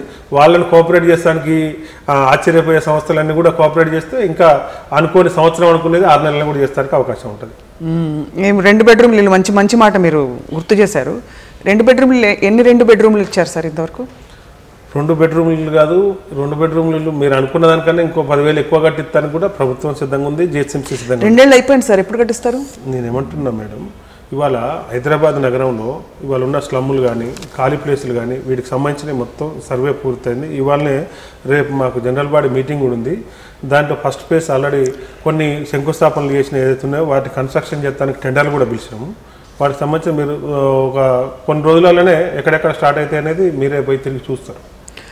అంటే ఎందుకంటే ఇప్పుడు వాళ్ళని కన్విన్స్ చేయడం కూడా పెద్ద తలకాయ నొప్పి కదా. ఎందుకంటే భూమి ఉన్న వాళ్ళు ఒక చిన్న గుడిసేసుకునైనా సరే నా భూమి నీ జరుగు బాబు ఇప్పుడే ఇక్కడే మంచి పెద్ద కాలనీ కట్టి అపార్ట్మెంట్ కాంప్లెక్స్ కట్టి మీ అందరికి ఇస్తానంటే వాళ్ళు వినే పరిస్థితులు లేరు చాలా ఏరియాస్. వాళ్ళు విన్నా కూడా డబ్బును వీళ్ళు కట్టి మళ్ళీ వీళ్ళకి ఎక్కడ మంచి పేరు వస్తుందని చెప్పి కొంత వెనక నుంచి ఉండే శక్తులు కూడా వాళ్ళకి కొంత డిస్టర్బ్ చేస్తారు. ఇంకా ఏం శక్తులు ఉన్నాయి సార్ తెలంగాణలో? మొత్తం అంతా టీఆర్ఎస్ హవా నడుస్తుంటే అక్కడ వాళ్ళు ఇక్కడికి వస్తున్నారు, ఇక్కడ వాళ్ళు ఇక్కడికి వస్తున్నారు, మీరు లాక్కుంటున్నారు. అవి కొన్ని రకాలు ఉంటాయి. కొన్నో కత్తి తీసుకొని ఎదురుకొచ్చి యుద్ధాలు చేస్తుంటాయి, కొన్నో కలం తీసుకొని చేసేటివి. 2-3 పేర్లు చెప్పండి. అలా నేను ఏమంటున్నానంటే ఇవాళ కేబీఆర్ పార్క్ ఉంది, ఎస్ఆర్డిపి. ఇవాళ హైదరాబాద్లో ట్రాఫిక్ జామ్ అయింది. ట్రాఫిక్ ఎక్కడికక్కడికి జామ్ అవుతుంది, ఎక్కడికక్కడ పొల్యూషన్ వస్తుంది, ఎక్కడికక్కడ కాలుష్యం వస్తుందని చెప్పి ఇదే సంస్థలు ఇది చేస్తూ ఉంటాయి. ఇలా కేబీఆర్ పార్క్ చుట్టూ కేబీఆర్ పార్క్లో ఒక చెట్టును ముట్టుకోవట్లేదు. ఏదైతే అర్బన్ ఫారెస్ట్ జాగా ఉందో కేబీఆర్ పార్క్లో ఒక చెట్టు కూడా ముట్టుకోవద్దు. దాని చుట్టుపక్కల ఏదైతే వాకింగ్ ట్రాక్ ఉందో అది హెచ్ఎండిఏ పరిధిలో ఉంటుంది. దానికి సంబంధించిన ఒక 1000-1500 చెట్లు ఏదైతే ఉన్నాయో ఆ చెట్లను వేరే ఒక మంచి ప్లేస్ చూసి వాటిని తీసి మళ్ళీ రీప్లాంటేషన్ చేస్తున్నారు. అక్కడ రిలోకేషన్ చేసి రీప్లాంటేషన్ చేయాలి. ఒక్క చెట్టును కూడా దాన్ని తీసేయట్లేదు, చంపట్లేదు. గ్రీన్ మర్డర్ చేస్తున్నారు, బ్లాక్ మర్డర్ చేస్తున్నారు అని చెప్పి ఇప్పుడు కొన్ని ఆర్గనైజేషన్స్ కన్ఫ్యూజ్ చేసి కేబీఆర్ పార్క్ మొత్తం కట్ చేస్తున్నారని చెప్పి కొన్ని పేపర్లలో అట్లా వీటిలలో సోషల్ మీడియాలో రాగానే ఇవాళ ఎన్జిటి సుమోటోగా తీసుకొని దాని మీద స్టే ఇచ్చింది. ఓకే, ది గ్రేట్ కోవత్తుల ఉద్యమం కొన్ని సంఘాలు ఏదో చేసి చేస్తున్నారు. ఇవాళ ట్రాఫిక్ జామ్ అవుతుంది, కాలుష్యం వస్తుంది. ఇలా పబ్లిక్ ఈజీగా మూవ్ కావాలంటే ప్రభుత్వం దానికి సంబంధించిన ఫెసిలిటీస్ కల్పించాలి. ఓకే, ఇవాళ చెయ్యంది చేస్తున్నాం అని చెప్పి కేబీఆర్ పార్క్లో లోపలికి ఎంటర్ అయ్యి ఫారెస్ట్ అనే బార్డర్ ఉన్న ల్యాండ్ ఏదైతే ఉందో దాంట్లో పోయి ఒక్క చెట్టు కూడా కట్ చేస్తలేదు. ఇవాళ అదనంగా ఒక 10,000 చెట్లు కేబీఆర్ పార్క్లో హరితహారంలో భాగంగా జూలై 11 దాంట్లో భాగంగా ఇవాళ 10,000 చెట్లు ఇంకా అదనంగా పెడతానికి కేబీఆర్ పార్క్లో ప్లాన్ చేస్తున్నాం. ఎందుకంటే అక్కడ కొన్ని ఖాళీ ప్లేస్లు ఎక్కడ ఉంటే అక్కడ పెట్టాలని. దీని గురించి కాదు, ఎస్ఆర్డిపి ప్రాజెక్టుల గురించి కాదు, ఎన్జిటి గురించి కాదు. ప్రీవియస్గా ఇలా స్కూళ్ళు, సమాధులు, శ్మశానాలు ఎక్కడ వీలుంటే అక్కడ ఇంక్లూడింగ్ మిలిటరీ ఏరియాలో కూడా ఎక్కడ ఖాళీ ప్లేస్ ఉంటే అక్కడ చెట్లు పెట్టాలి. హైదరాబాద్లో 10 కోట్లు టార్గెట్ పెట్టుకొని పోతున్నాం. దాంట్లో ఇలా జూలై 11 రోజు పెద్ద హరితహారం ప్రోగ్రామ్ చేస్తాం. దాంట్లో భాగంగా కేబీఆర్ పార్క్లో 10,000 చెట్లు పెడుతున్నాం. ఇక్కడ చుట్టుపక్కల మనకు రోడ్ వైడింగ్ చేస్తానికి పోయే 1000-1500 చెట్లు ఏదైతున్నాయో వాటిని రిప్లాంటేషన్ చేసి ఇలా వచ్చిన మిషనరీ ద్వారా చెట్టును అమాంతం తీసి ఇంకో కడబెట్టి దాన్ని చనిపోకుండా ఎట్లా చేయాలని చేస్తారు. దీన్ని మిస్యూజ్ చేసి మిస్గైడ్ చేసి ఇలా ఎన్జిటీలో స్టే వచ్చేటట్టు చేశారు. దాని ద్వారా ఏంది ఇలా ప్రజలకు కావాల్సిన ఇలా ఫ్లైఓవర్ కానీ దాని రోడ్ ఎక్స్పెన్షన్స్ కానీ ఇవన్నీ చేస్తే ప్రజలకే సౌకర్యం ఉంటుంది. ఇంకోటి గవర్నమెంట్కి కొత్తగా ప్రాజెక్టు కడతలేదు, ప్రజలకు సంబంధించిన రోడ్ని చేస్తుంది. దాన్ని మిస్గైడ్ చేసి వాళ్ళ అడ్డుకునే ప్రయత్నం చేశారు. ఎవరు చేసినట్టు దానికి రూపమే ఉంది. ఎన్జిటి స్టే పెట్టిందంటే ఎన్జిటి కూడా బుర్రలేదా? దాన్ని మిస్గైడ్ చేసారు అంటున్నా. ఇవాళ ఏం చేశారు? ఎన్జిటి గైడ్ కొంతమంది వెళ్ళి మిస్గైడ్ చేస్తారు. ఇక్కడ ఇంత పెద్ద గవర్నమెంట్ వెళ్ళి కన్విన్స్ చేయలేదా? చేస్తుంది. నేను ఏమంటే ఇప్పుడు ఒకసారి స్టే వచ్చినాక దానికి సంబంధించిన పూర్వపరాలు సబ్మిట్ చేయమని చెప్పి సబ్మిట్ చేస్తారు. ఇవాళ మీరు ఆ పేపర్ కానీ వాళ్ళు వచ్చినా కానీ చూస్తే కేబీఆర్ పార్క్ మొత్తం కొట్టేస్తున్నారు, కేబీఆర్ పార్క్ మొత్తం లేపేస్తున్నారు అని చెప్పారు. కానీ కేబీఆర్ పార్క్ కాదు లేపేసేది, కేబీఆర్ చుట్టుపక్కల ప్రాంతం ఏదైతే ఉందో అది కూడా హెచ్ఎండిఏ సంబంధించిన ల్యాండ్. హెచ్ఎండిఏ పరిసర ప్రాంతాల్లో కొన్ని చెట్లు తీసుకుపోయి వేరే దగ్గర ప్లాంట్ చేస్తున్నారు. అంతే, అడ్డం వచ్చిన దాన్ని నరికేస్తలేరు. దాన్ని క్లారిటీగా చెప్పకుండా నరికేస్తున్నారని చెప్పారని. అదే మరి అయితే పేపర్లు తప్పుగా రాశాయంటారు. జనం తప్పుగా 10,000 మంది వెళ్ళి ధర్నా చేశారు. అండ్ అలాగే ఎన్జిటి కూడా కనుక్కోకుండా స్టే చేశారు. 10,000 మంది ఎవరు పోలే. 10,000 మంది పోతే అలా 99 మందికి వాళ్ళకు దానికి సంబంధించిన రోడ్ యూజర్సే ఉంటారు ఆడ. ఇలా పోయింది ఒక 20 మందో 100 మందో దానికి సంబంధించిన స్పెషల్గా ఆర్గనైజ్ చేసుకొని పోయి దానికి ఏదో చేసిర్రు. ఓ రోజు జనాలందరూ ఇళ్లలో ఉంటే కూడా దాన్ని స్పెషల్గా అందరికీ ఇన్విటేషన్ ఇచ్చి దానికి సంబంధించిన ప్రేమికులు ఎవరైతే ఉంటారో కొంతమంది 50 మంది 100 మంది జమ అయ్యి ఓన్లీ ప్రోగ్రామ్ కొరకే ప్రోగ్రామ్ చేసి ఒక ఫోటో దిగి మళ్ళీ దీని గురించి ఏదో ధర్నాలు అవుతున్నట్టు దానికి 4 కొవ్వొత్తులు పట్టుకొని నేనేమంటానంటే ఓకే ఇలా కేబీఆర్ పక్కన చుట్టూ 1000 చెట్లు 15 వెళ్ళారు అక్కడికి. ఎక్కడికి? కేబీఆర్ పార్క్ గారికి ధర్నా అవుతున్నప్పుడు నేను ఆ రోజు వెళ్ళి నేరుగా వాళ్ళతో తాడోపేడ తేల్చేసుకోవచ్చు కదా, బాబు ఇది పరిస్థితి మీకోసమే చేస్తున్నాం అని చెప్పి. నేను ఏమంటానంటే ఇవాళ వాళ్ళ కొరకు చేస్తున్నావా ఇంకోళ్ళ కొరకు చేస్తున్నావు, ఇవాళ ఓకే ఇవాళ నువ్వు కేబీఆర్ పార్క్ చెట్లు కొట్టొద్దు, రోడ్డు వైడింగ్ చేయొద్దు, అక్కడ చేయొద్దు. పోనీ ఎక్కడ చేస్తే కరెక్ట్ ఈ కేబీఆర్ పార్క్ చుట్టుపక్కల జామ్ అయ్యే ప్రాంతాలు ఏదైతే ఉన్నాయో ఈ మెయిన్ ట్రంక్ రోడ్లే ఇవన్నీ. ఇవాళ రోడ్ నెంబర్ 2 కానీ రోడ్ నెంబర్ 12 కానీ రోడ్ నెంబర్ 10 కానీ రోడ్ నెంబర్ 45 కానీ ఇవన్నీ ట్రంక్ రోడ్లే. వీటిని ఇట్లా కాకుండా ఇంకో రకంగా చేయొచ్చు అనే గైడెన్స్ అని ఇవ్వచ్చు కదా. అయ్యో వాళ్ళు గైడెన్స్ ఇచ్చిపోతే అంతమంది మేలుగా తయారవుతారు సార్. వద్దు. నేను ఏమంటానంటే ఇవాళ ఆపడం ఓకే, ఆపడం కానీ ఆల్టర్నేటివ్ కూర్చోబెట్టాలి కదా. ఆపినప్పుడు ఇంతమంది ప్రజలకు మన సౌకర్యానికి సంబంధించిన రోడ్డు ఎక్స్పెన్షన్ మీరు ఆపిర్రు, దానికి సంబంధించిన ఆల్టర్నేటివ్ ఉందా? ఇప్పుడైతే స్టేని మీరు పర్సూ చేస్తారా? తప్పకుండా దేని మీద ఇచ్చారు, ఎందుకు ఇచ్చారు, అక్కడ జరిగిన వాళ్ళకి కావాల్సిన డీటెయిల్స్ అన్ని కూడా తప్పకుండా కట్టి తీరాలి. అక్కడ కట్టి తీరకుండా ఉంటే ఆల్టర్నేటివ్ ఏమన్నా చూపెట్టగలిగితే మన ఆల్టర్నేటివ్ పోతాను కూడా గవర్నమెంట్ సిద్ధంగా ఉంది. కానీ ఏ రకంగా ఆల్టర్నేటివ్ కూడా చూపెడతలేరు కదా మరి. కాబట్టి అనాలోచితంగా ఏదో చేసేసి ఇచ్చేస్తే ఇవాళ ఇంకోటి చెట్లు ఏమన్నా చంపేస్తుర్రా, చెట్లు కొట్టేస్తుర్రా? లేదు, చెట్లు ఇక్కడ ఉన్న కాడ తీసి దాని అభివృద్ధిలో భాగంగా దాన్ని ఇంకో కాడ నాటుతుర్రు. ఇలా 1000-1500 చెట్లు వేరే కాడ నాటుడితో పాటు ఇంకా ప్లేస్ ఉంటే 10,000 చెట్లు పెడుతున్నాం. ఇలా హైదరాబాద్లో 10 కోట్ల చెట్లు పెడుతున్నాం. ఇలా 10 కోట్ల చెట్లు హెచ్ఎండి హైదరాబాద్ జిహెచ్ఎంసీ పరిసర ప్రాంతాల్లో 10 కోట్ల చెట్లు పెట్టాలి. ఇక్కడ వర్షాల కొరకు కానీ పొల్యూషన్ కానీ కాలుష్యంలో ఉండే ఈ అన్నింటినీ పరిరక్షణిస్తానికి 10 కోట్ల చెట్లు పెడుతున్నాం. ఇవన్నీ వీళ్ళు చెప్తే పెడుతున్నావా? ఇప్పుడు మీరు ఇది అనౌన్స్ చేసే ముందు వాళ్ళందరినీ పిలిచి మీటింగ్ పెట్టి ఇలా చేయబోతున్నాం అని చెప్పి వాళ్ళ బైన్ అయిన తర్వాత చేసుంటే బెటర్గా ఉండేదా? నేనేమంటున్నట్టే ఇవన్నీ ప్రభుత్వంలో క్యాలెండర్ ప్రకారం చేసుకుంటూ పోతున్నాం. వాళ్ళు దాంట్లో అడుగుకున్న క్యాలెండర్ భాగంగా వాళ్ళకున్న క్యాలెండర్ ప్రకారం వాళ్ళు చేస్తున్నారు అంతే. సో 2 క్యాలెండర్లలో ఇప్పుడు ఏ క్యాలెండర్ ముందుకు వెళ్తుంది, ముందు 2-3 సంవత్సరాల్లో మనం వేచి చూడబోతున్నాం. సో వాటర్ సమస్య మాట్లాడాం. మూసి మీకు ఒక ఎగ్జాంపుల్ ఉంది. నిన్న మధ్యన మా ఫ్రెండ్ వచ్చి చెప్తుండు, మన ఒక రిపోర్టర్, ఇవాళ పక్కనే ఒకటి దాని కేబీఆర్ పార్క్ పక్కన ఒక కాఫీ డే ఉంది.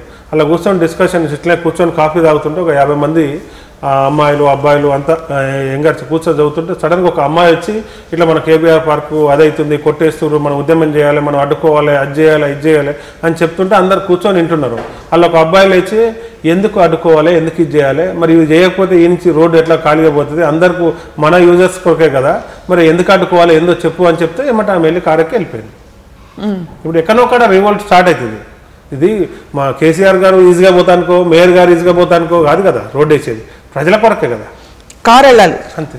కార్ అంటే కారని కాదు, కారు బస్సు సైకిల్ నడుచు అందరూ ఉంటారు కదా. అలా సైకిల్ కి మీరు చోటు లేకుండా చేస్తారు సార్. చేస్తున్నాం. ఇప్పుడు కొత్తగా మీరైతే కేబీఆర్ పార్క్ చుట్టూ చేసే ప్లాన్ లో ఆ సైకిల్ ట్రాక్లే పెంపొందిస్తాను. దాని చుట్టూ కూడా బ్రహ్మాండమైన ఇంటర్నేషనల్ స్టాండర్డ్ సైకిల్ ట్రాక్ కూడా ఉంది ఆ ప్లాన్లో. సార్ వాటర్ సమస్య మాట్లాడారు. మూసీకి మీరు చాలా హోప్ ఉందంటున్నారు. హుస్సేన్ సాగర్ అక్కడ కాకపోయినా కొంచెం దూరం అయినా ఆకాశ హర్మ్యాలు కట్టి చూపిస్తాం, హైదరాబాద్ చాలా అందంగా తయారవుతుంది అంటున్నారు. హైదరాబాద్లో ప్రస్తుతం మోస్ట్ ఐడెంటిఫైబుల్ ఇప్పుడు ప్రస్తుత సమస్య ఏమిటని మీరు అనుకుంటున్నారు? అంటే ప్రస్తుతం కొట్టొచ్చినట్టు వెంటనే నేను మేయర్గా చేసి చూపిస్తాను అన్నది వాట్ ఈస్ ద బిగ్గెస్ట్? డ్రైనేజా, వాటరా, ఏమిటది? ఒకటి వాటర్ ప్రాబ్లం ఉంది మీరు అన్నట్టు. ఇలా మంచినీళ్ళ ప్రాబ్లం ఉంది. దాన్ని పర్మనెంట్గా సొల్యూషన్ ఎట్లా చేయాలన్న దానికి చుట్టుపక్కల రిజర్వాయర్స్ కానీ అవన్నీ అవి నడుస్తున్నాయి. దానికి అన్ని ప్రాంతాల్లో కొంత వాటర్ పైప్ లైన్లు ఏదైతే ఉన్నాయో ఇంటింటికి కొన్ని నల్లాలు ఇవన్నీ ఇంకొన్ని స్పోర్ట్స్ సిటీలో కొన్ని చేయాల్సి ఉంది. బయట శివారు ప్రాంతాల్లో ఏదైతుందో ఇవాళ శేర్లింగపల్లి ఏరియా కానీ, ఏఎస్ రావు నగర్ కానీ, ఇటు ఎల్బీ నగర్ సైడ్ కానీ ఇవన్నిట్లో పైప్ లైన్ సిస్టమ్ నడుస్తుంది ఆల్రెడీ.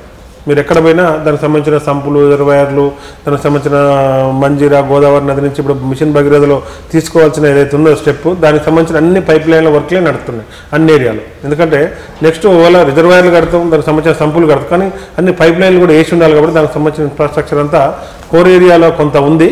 ఇంకా శివారు ప్రాంతాల్లో సంబంధించిన వర్క్ అంతా నడుస్తాం. దాంతోపాటు కొంత మెయిన్ ఏంటంటే హైదరాబాద్లో కొంత డ్రైనేజ్ సమస్య ఎక్కువగా ఉంటుంటుంది వర్షాలు వచ్చినప్పుడు. ఎందుకంటే గతంలో ఎప్పుడూ ప్లాన్ చేసిన డ్రైనేజ్ వ్యవస్థ కాబట్టి ఇవాళ ఆ డ్రైనేజీనే ఏం చేస్తున్నారంటే స్ట్రాంగ్ వాటర్ ఏదైతే ఉందో దాన్ని కూడా అలాగే డైవర్ట్ చేసి పెడతారు. అవును, వీళ్ళు డ్రైనేజీ ఒక 1000 ఇండ్లు ఉంటే దానికి ఒక 2 feet డయా సరిపోద్దని వాళ్ళు పైప్ లైన్ వేసి పెడతారు. చాలా చోట్ల నల్లగా వస్తున్నాయి నీళ్లు, మంచినీళ్ళు అవి కలిసిపోయి మాకు బాటిల్స్లో పట్టి చూపిస్తుంటారు జనం. అదే ఇలా ఒక 2 feet డయా సరిపోద్ది సివరేజ్ కానీ వేస్తారు.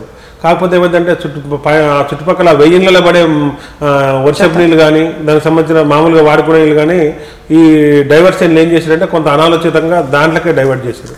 ఇవి అవి పెరిగిపోయి ఇంట్లోకి వచ్చిన కవర్స్ అవి ఇవి తట్టుకొని ఆ డ్రైనేజీలు ఎక్కడో కన్నా అల్లాలి పైకి పొంగుతూ ఉంటాయి.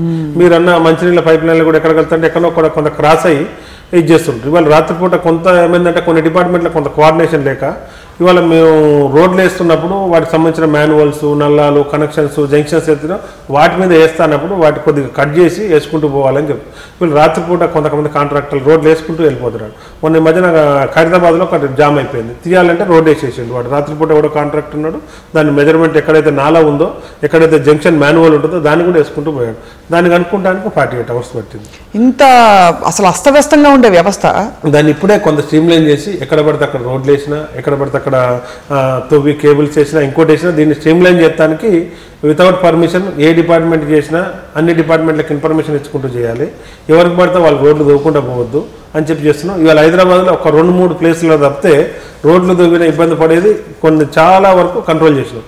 కొన్ని 2-3 ప్లేసులలో కొంత టెక్నికల్ సంబంధించిన టీం వచ్చేదని చెప్పి ఎలక్ట్రిసిటీ కేబుల్లో ఇంకో 2-3 వాటర్ వర్క్స్ వాళ్ళయో మేజర్ ప్రాబ్లం ఒక 2-3 దుక్కులు ఉంది తప్పితే మ్యాక్సిమం వాటిని కంట్రోల్ చేసే ప్రయత్నం చేస్తున్నాం. అంటే చేసినా అన్ని డిపార్ట్మెంట్లకు ఇన్ఫర్మేషన్ ఇచ్చి ఒకటేసారి క్లోజ్ చేసే విధంగా ఉండాలి. ఫైన్ వేసి వాళ్ళని ఎందుకు బెత్తం పట్టుకుని మీరు ఈవెన్ సివిలియన్స్ కూడా వాళ్ళ కాలనీలో వాళ్ళ సందులో ఏదో ఇదిలో వాళ్ళు తవ్వేసుకుంటారు మ్యాన్ హోల్, దానికి ఒక రెగ్యులేషన్ ఉంటుంది. ఉండే ఇప్పుడు ఇంతకుముందు అదే రకంగా ఉండే, దాన్ని కంట్రోల్ చేసే భాగంగా చాలా వరకు సక్సెస్ అయినాం. ఇంకొక 10% 15% ఉంది. దాన్ని కూడా గ్రాడ్యువల్గా తగ్గించే ప్రయత్నం చేస్తాం. రోడ్డు మీద ఉమ్మితే లేకపోతే రోడ్డు మీద చెత్త పడేస్తే ఎదురుకుండా పెట్టుకుని just like in the United states లేకపోతే ఇతర సంపన్న దేశాలన్నింటిలో ఫైన్ వేసి వాళ్ళని అక్కడే పీనలైజ్ చేసే పద్ధతి మనం ఎందుకు తీసుకురాలేము? మనం సార్ ఇంకొక 2-3 yearsలో దానికి సంబంధించిన ఇన్ఫ్రాస్ట్రక్చర్ అంతా సెట్ అవుతుంది.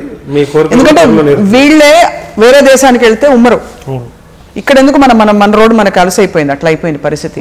ఆ సివిక్ కాన్షియస్నెస్ రావాలి. మీరు అనేది ఇంకో 2-3 yearsలో దానికి సంబంధించిన ఇన్ఫ్రాస్ట్రక్చర్, దానికి సంబంధించిన వ్యవస్థ సెట్ అయ్యడానికి చర్యలు నడుస్తున్నాయి, ఫిట్టింగ్లు అన్నీ కూడా నడుస్తున్నాయి.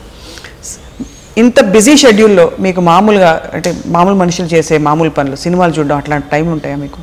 లేదు. ఈ మధ్యన నిజంగా లాస్ట్ సినిమా ఏం చూసారు సార్? గుర్తుకు లేదు. థియేటర్కి వెళ్ళి అట్లా చూసుడు అట్లా థియేటర్కి వెళ్ళే చూసినాము, ఏదో సినిమా కూడా గుర్తులేదు. బట్ మామూలుగా ఉండేదా మీకు హాబీస్? ఎప్పుడో ఒకసారి 3 నెలలకో 4 నెలలకో చూసేది. ఈ క్యాంపస్ ఉన్నప్పుడైతే ఫ్రీక్వెంట్గా మా ఫ్రెండ్స్ ఉండే కొంతమంది బలవంతంగా తీసుకుపోయారు. బలవంతం ఎందుకు మీకు? అంటే నచ్చదని కాదు, ఏదో బిజీ సెక్టర్ రేపు బోధనలే ఎల్లుండి బోధనలే అంటే లేదు ప్రజానాయకులు అసలు ఎంటర్టైన్మెంట్ ఉండకూడదు అట్లాంటి పాలసీలు ఉన్నాయి. అట్లే లేదు. సినిమాలు చాలా ఎక్కువ చూసేది, చాలా వరకు చూసేది. అదేం లేదు సినిమాలు చూడొద్దు అనేది ఏం లేదు. కాకపోతే ఈ మధ్యన ఆ అవకాశం ఆ టైం రావట్లేదు అంతే. మీ ఆఫీస్లో ఎవరు అన్నారు సార్ మిమ్మల్ని మేయర్గా ఎంచుకోవడానికి? ఒకటి, మీరు చేసిన ఉద్యమంలో మీ పని కాకుండా మీరు హైదరాబాద్ సంబంధించి బాహుబలిలో ఉంటారు కాబట్టి చూడంగానే మేయర్ గారు అనగానే అందరు లేచి నిలబడాలి, అలా ఉండాలని చెప్పి కేసీఆర్ గారు ఫీల్ అయ్యారు. వాస్తవం అది కాదు.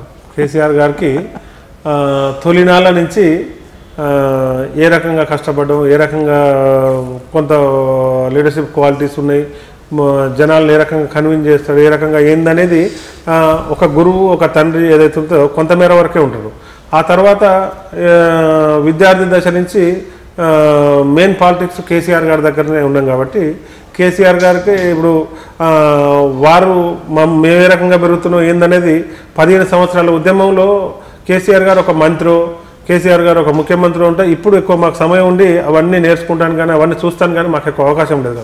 కేసీఆర్ గారు ఉద్యమ నాయకుడిగా 14 సంవత్సరాలు మాకు చాలా సన్నిహితంగా ఒక తండ్రి ఒక గురువులాగా ఉండే అవకాశం వచ్చింది కాబట్టి వారిని చూసుకుంటూ మేము నేర్చుకోవడం కానీ, ఆయన చెప్పినవి మేము పాటించడం కానీ, ఆయన మమ్మల్ని అబ్జర్వ్ చేయడం కానీ, మేము ఆయన చూసి నేర్చుకోవడం కానీ అవన్నీ జరిగినాయి కాబట్టి ఎవరు దేనికి పని చెప్తారు, ఎవరు దేనికి ఎక్కడ ఏం చేయగలుగుతారు అనేది చూసి ఆయన పెట్టగలరు. మిమ్మల్ని ఇక్కడ ఎంచుకున్నారు అంతే. అంతేగాని బాహుబలో ఇంకోటో అదే కాదు.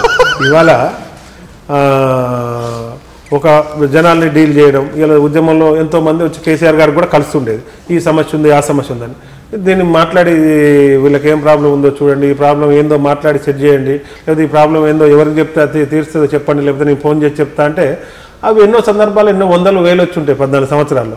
అవన్నీ వారు కూడా చూసారు కాబట్టి ఎవరు ఎక్కడ సెట్ అవుతారో, ఎవరు ఏదైతే కరెక్ట్ న్యాయం చేయగలుగుతారు అనేది ఆయనకు సహజమైన పొలిటీషియన్ కన్నా ఎక్కువ క్వాలిటీస్ కేసీఆర్ గారికి ఉంటాయి కాబట్టి ఈజీగా ఐడెంటిఫై చేసి చెప్పుకోగలుగుతారు. ఇంకోటి కూడా అంటారు, మీరు మీ మూలాలు మర్చిపోలేదు, మీరు అంటే ఎంత కష్టమైన పరిస్థితుల్లో మీరు పెరిగారు, మీకు సాయం చేసిన వాళ్ళని మర్చిపోరని చెప్పేసి మీ సన్నిహితులు ఎవరో చెప్పారు. గుర్తున్నారా అట్లా? అంటే చాలా ఇబ్బంది పడి మీరు పైకి వచ్చారట కదా చదువుకోవడం దగ్గర నుంచి. అన్ని జనరల్గా కాన్వెంట్ చదవలేదు, సర్కార్ స్కూల్ని చదువుకుంటూ వచ్చినాం కాబట్టి సహజంగా కొంత జ్ఞాపక శక్తి కూడా ఎక్కువగా ఉంటుంది. మా స్కూల్లో ప్రైమరీ స్కూల్లో చదివినప్పటి నుంచి అందరు ఫ్రెండ్స్ ఇప్పటికీ కలుస్తుంటారు, గుర్తుపడుతుంటారు. ఏదన్నా డైరెక్ట్ ఫోన్ చేసి మిస్డ్ కాల్ వచ్చినా మళ్ళీ మేము ఫోన్ చేసి ఏం ఫోన్ చేసినావు అని అడిగితే నువ్వే ఫోన్ చేసినావా లేదా ఎవరైనా మాట్లాడుతుర్రా అని చెప్పి 1-2 సార్లు క్రాస్ చెక్ చేసుకుంటుంటారు వాళ్ళు కూడా. నేనే ఫోన్ చేసినా చెప్పురా అంటారు, నువ్వు అట్లే మాట్లాడుతున్నావు, అదే భాష మారలేదు, భాష ఎందుకు మారుతుంది, పుట్టుకతోటి వచ్చింది కదా పుట్టుకతోటే ఉంటుంది చెప్తాను. చాలా మంచి వ్యక్తి మీరు అని అంటుంటారు. అంటే మంచి అనేది ఇక ప్రజలు గుర్తించి మళ్ళీ ఒకసారి మనకు కానీ ఇక్కడ మంచితనం పని వస్తున్నా ఇంతమందిని సమన్వయపరచాలంటే మీరు టాస్క్ మాస్టర్గా స్ట్రిక్ట్గా ఉండాలి కదా. ఉంటుంది, కొన్ని నిర్ణయాలు మంచితనంతో పోతుంటాయి, కొన్ని విషయాలు స్ట్రిక్ట్గా పోవాల్సిన సందర్భం ఉంటుంటుంది. నిర్ణయాలు తీసుకున్నప్పుడు స్ట్రిక్ట్ ఉంటాయి, వాటిని కన్విన్స్ చేయాల్సినప్పుడు మంచితనం ఉంటుంది. రేడియో వింటారు సార్ ఎప్పుడైనా? రేడియోలో మాట్లాడుతుంటారు. రేడియోలో మాట్లాడుతుంటారు. FM రేడియో వింటుంటారా? తప్పకుండా. ఏం పాటలు వింటారు? 2 పాటలు చెప్తే మీ పేరు చెప్పి మేము పాటలు వేస్తాం. ఈ పాటలు అంటే మామూలుగా మీనింగ్ఫుల్ ఉండే ఓల్డ్ సాంగ్స్ ఎక్కువ, కొంత తెలుగా హిందీయా? ఎక్కువ తెలుగు. సో మొత్తానికి మీరు హైదరాబాద్లో మొత్తం హైదరాబాద్ పరిసర ప్రాంతాలన్నింటినీ క్షుణ్ణంగా పరిశీలించి అన్నీ ఇప్పుడు ప్రస్తుతం కార్యాచరణలో బిజీగా ఉన్నారు. డెఫినెట్గా ఒకటి అవకాశం ఏంటంటే మాకు స్టూడెంట్ డేస్ నుంచి ప్రతి గల్లీ 2 వీలర్ మీద నడుచుకుంటూ బస్సులు ఇదే హైదరాబాద్లో కొన్ని సంవత్సరాల నుంచి తిరిగినాం కాబట్టి జనరల్గా మా ఇంజనీర్స్ కానీ మా ఆఫీసర్స్ కానీ ఏదైనా సమస్య వస్తుంటే సార్ ఇక్కడ ఉంది అని చెప్తూ ఉంటారు. దాన్ని గల్లీతో సహా దాన్ని స్కెచ్ చేసి ఇక్కడైనా కరెక్టేనా అంటే ఇవన్నీ మీరు ఎప్పుడు చూసారు సార్, మేము తిరిగేటి మీకు తెలియదు కదా అంటారు. నాకు తెలుసు, ఇవన్నీ నేను చిన్నప్పుడు తిరిగిన, ఇది ఇక్కడ దీని పక్కన ఇది ఉంటుంది కదా, ఇట్లా కాదు ఇటు నుంచి పోతే ఇంకొద్ది ఈజీ వస్తుందేమో అని చెప్పి వాళ్ళకి గైడ్ చేస్తాను కూడా మాకు ఇవన్నీ ఉపయోగపడుతూ ఉంటాయి. సో గల్లీ వాకిఫ్ హై మేయర్ సాబ్. డెఫినెట్గా, ఎందుకంటే ఇదే హైదరాబాద్లో కష్టాలు అనుభవించడం, ఇదే హైదరాబాద్లో ఉద్యమాలు చేసిన, ఇదే హైదరాబాద్లో చదువుకున్నాం, ఇదే హైదరాబాద్కి సేవలు చేస్తానికి కూడా అవకాశం రావడం నిజంగా గొప్ప విషయం. మీ అడ్డా ఎక్కడ సార్? స్టూడెంట్ల అడ్డా? Osman university. Osman university arts college. And so అన్ని జ్ఞాపకాలు అలా ఉన్నాయి మిగిలి? తప్పకుండా. సో మీ కుమార్తెలు కూడా మీలాగా లీడర్షిప్ క్వాలిటీస్ అలవర్చుకుంటున్నారు? ఇంకా చిన్నపిల్లలు ఆఫ్ కోర్స్, కానీ జనరల్గా జాతకంలో అట్లా ఉంటారు. కానీ డాడీ అయితే ఇంట్లో కనిపించట్లేదు, గొడవ చేస్తూ ఉండొచ్చు. కొంత ఏంటంటే ఉదయం సమయం నుంచి కూడా కొంత ఎర్లీగా ఇంటికి పోవడం కూడా లేట్ అవుతుంది. ఎందుకంటే ఇప్పుడు బాధ్యతలో ఉండి మేయర్గా ఉండి ఇవన్నీ చేసినప్పుడు ఉద్యమంలో ఉన్నప్పుడు కూడా కేసీఆర్ గారి దగ్గర కానీ కేసీఆర్ గారు ఇంకేదైనా టాస్క్ మీద పంపించడం కానీ ఇక చాలా సార్లు వాళ్ళు పడుకున్నాక పోవడం, వాళ్ళు స్కూల్కి పోయినాక స్కూల్కి పోకముందే లేచి బయటకు రావడం ఎన్నో సందర్భాలు ఉంటుంటాయి. కొంత ఫ్యామిలీకి కొంత టైం ఇస్తుంటాం. కంపేరింగ్ టు అదర్స్ అయితే చాలా తక్కువ. అందులో మీ అంటే కోర్స్ జగమెరిగిన విషయాలు ఇవన్నీ నేను అడుగుతున్నది వ్యక్తిగత విషయాలు ఏం కాదు.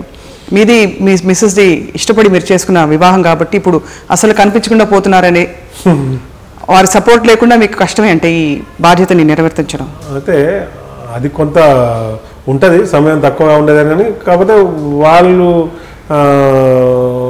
ఇష్టపడి చేసుకున్నప్పుడు మనం సాఫ్ట్వేర్ నౌకరో లేకపోతే టీచర్ నౌకరో చేస్తుండే ఎక్కువ టైం ఇవ్వలేదు అప్పుడు కూడా. కాబట్టి అప్పుడున్న పరిస్థితులు విద్యార్థి నాయకుడిగా ఉస్మాన్ యూనివర్సిటీలో ఉన్నప్పుడు అదే ఉస్మాన్ యూనివర్సిటీలో ఆర్ట్స్ కాలేజ్ ఆమె కూడా చదువుకుంటుండే. కాబట్టి అప్పుడు స్టార్టింగ్ రోజులలో ఏ రకంగా టైం ఇచ్చేది, ఏ రకంగా బిజీ ఉండేది తెలుసు. కాబట్టి అదే ఈ రోజు వరకు కంటిన్యూషన్ అవుతుంది. కాబట్టి ఆ రోజే తెలుసు రాజకీయాల్లో ఉన్నప్పుడు పరిస్థితులు ఎట్లా ఉంటుంది.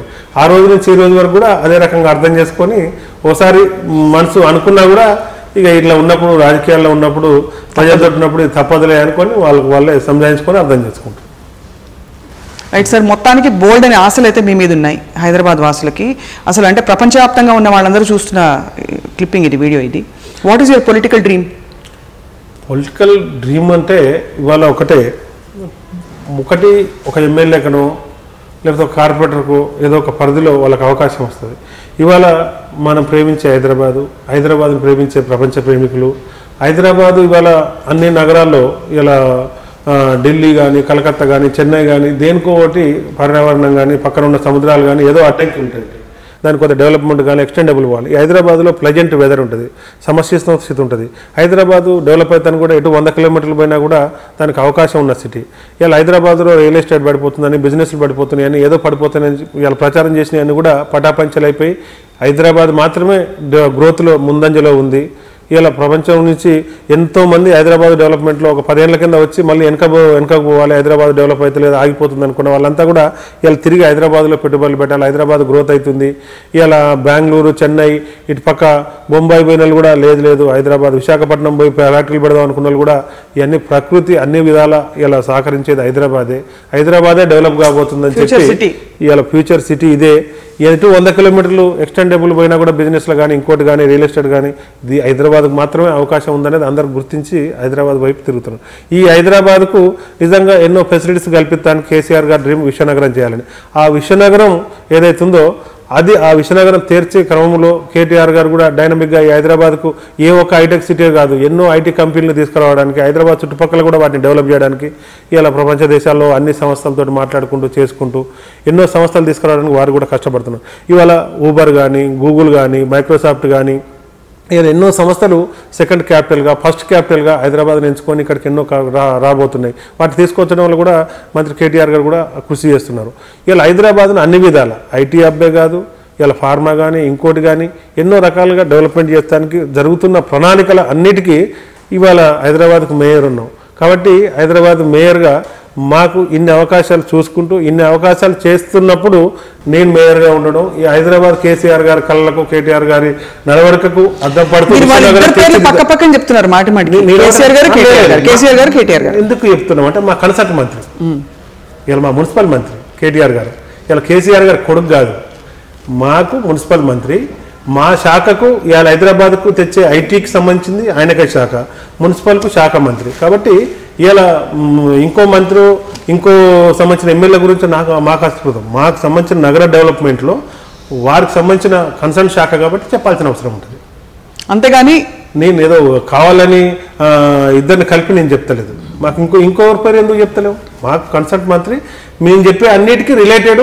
నేను ప్రపంచ దేశాలు అన్నిటికి సంబంధించి తిరిగినప్పుడు కూడా ఎక్కడ తిరిగినా మున్సిపల్ అడ్మినిస్ట్రేషన్ గురించి కానీ, హైదరాబాద్ సంబంధించిన ఐటీ గురించి కానీ, హైదరాబాద్ కావాల్సిన పరిశ్రమలకు సంబంధించి కానీ వీటి గురించే నడుతాను. ఇవన్నీ నడుతున్న తరంలో ఈ అన్నిట్లో నేను కూడా ఒక కేంద్ర బిందువుగా ఉండి ఈ హైదరాబాద్ నగరం విశ్వనగరంగా తీర్చిదిద్దే క్రమంలో మేము ఉన్నందుకు ఆ కళ నెరవేరి మేము ఉన్నప్పుడు అది జరిగితే నిజంగా అదే డ్రీమ్ త్వరలో అన్ని ఏ అడ్డంకులు లేకుండా హైదరాబాద్ను అన్ని అంగులతోటి అంతకంటే డ్రీమ్ ఏం లేదు కేసు. ఇవాళ ప్రణాళికలు దేనికి గురించి తయారపడ్డావు ఆ తయారీలో భాగంగా దీనికి మనం ఉండే అవన్నీ సకాలంలో అమలై హైదరాబాద్లో ప్రజలు నిజంగా వా అనే అనుకోవాలని చెప్పి తప్పకుండా అనుకుంటారని మేము కూడా మనస్ఫూర్తిగా ఆశిస్తున్నాం. రామ్మోహన్ గారు, అబ్దుల్ కలాం గారు కళలు కలవన్నాడు, దాన్ని నిజం చేసుకోమన్నాడు. తప్పకుండా అందరు అనుకునే ప్రజలు అనుకునేటి, హైదరాబాద్ ప్రజలు కోరుకునేటి తప్పకుండా అయితే మీరు చేసే పనులన్నీ మాకు ఎప్పటికప్పుడు తెలియపరుస్తూ ఉంటే మేము కూడా ప్రజలకు కూడా తెలియపరుస్తూ ఉంటాం. మీరు చెప్పారు కదా కొన్ని శక్తులు ఏవో వచ్చి వెనక తప్పులు రాస్తున్నాయని చెప్పేసి. డెఫినెట్గా నేను ఏమంటానంటే కొన్ని దేశాల్లో కొన్నింటిలో మీడియా కానీ ఎన్జిఓస్ కానీ ఎవరు కానీ నిర్మాణాత్మక పాత్ర పోషించి ఇట్లా కాదు ఇట్లా చేస్తే ఇంకా కూడా బెస్ట్ రిజల్ట్స్ వస్తాయని చెప్పగలిగి చేస్తే ఏం కాదు. కాకపోతే ఏంటంటే మొత్తమే అడ్డంగా దాన్ని చేసుకుంటూ పోతే ప్రజలకు సంబంధించినవి చేస్తున్నారు. కాబట్టి ఇలా సొంతంగా ఎవరికైనా 1000 కోట్లు 1000 ఎకరాలు ఏదైనా ఫ్యాక్టరీకి ఇస్తుంటే అక్కడ ఏమైనా అనార్థాలు జరుగుతున్నాయంటే మీరు అడ్డుకొని ఆపి అట్లా చేయొద్దు, ఇంకొకరిని వేసుకోవచ్చు, ఇక్కడనే ప్లేస్ లేదంటే ఓకే. కానీ అక్కడ వేరే ఆల్టర్నేటివ్ లేదన్నప్పుడు మరి ఏం చేయడానికి ఎవరికి కూడా ఏం చేయలేదు. దాన్ని మొత్తానికి హైదరాబాద్ ఇంకా డ్రీమ్ సిటీగా మారాలని కోరుకుంటున్నాం. రామ్మోహన్ గారు మీ ఆధ్వర్యంలో ఈరోజు చాలా బిజీ షెడ్యూల్లో మా కోసం చాలా సమయం వెచ్చించారు. ధన్యవాదాలు sir. All the best. Thank you sir.